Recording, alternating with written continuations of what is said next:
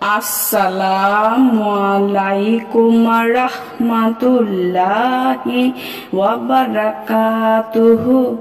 সুপ্রিয় সম্মানিত দর্শক ও শ্রোতা, আশা করি মহান রব্বুল আলামিনের দয়ায় আপনারা সকলেই ভালো আছেন।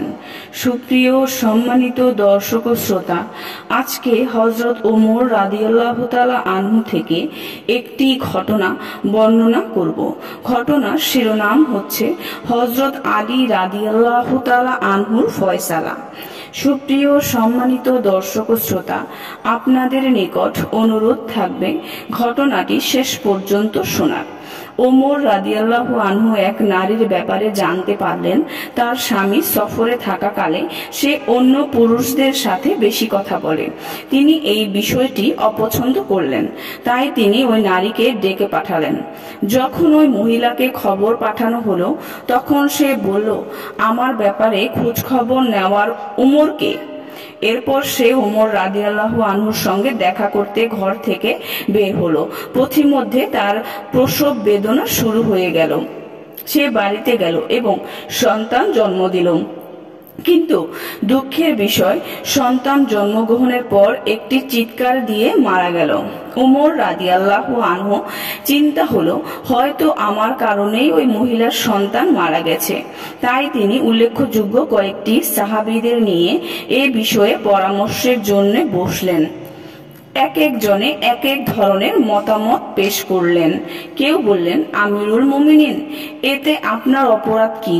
আপনি তো কেবল একজন দায়িত্বশীল অভিভাবক হিসেবে তাকে সতর্ক করতে চেয়েছিলেন, তাই তাকে ডেকেছেন। এরপর হযরত ওমর রাদিয়াল্লাহু আনহু হযরত আলী রাদিয়াল্লাহু আনহুকে এ ব্যাপারে জিজ্ঞেস করলেন।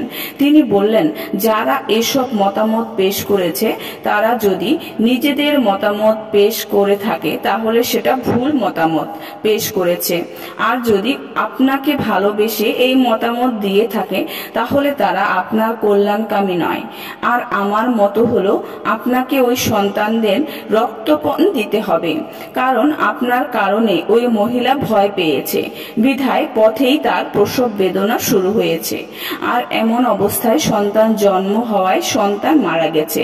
হযরত ওমর রাদিয়াল্লাহু আনহু রক্তপণ আদায় করলেন এবং হযরত আলী রাদিয়াল্লাহু আনহুকে হুকুম দিলেন তিনি যেন এই রক্তপণের অর্থ পুরো কুরাইশ সম্প্রদায়ের মাঝে বন্টন করে দেন। সুপ্রিয় সম্মানিত দর্শক ও শ্রোতা, আজকের ঘটনাটি এই পর্যন্তই। ঘটনাটি যদি ভালো লেগে থাকে অবশ্যই চ্যানেলটি সাবস্ক্রাইব করবেন, লাইক করবেন, কমেন্ট করবেন এবং বেশি বেশি শেয়ার করে দিবেন। সবাই ভালো থাকবেন। আল্লাহ হাফেজ।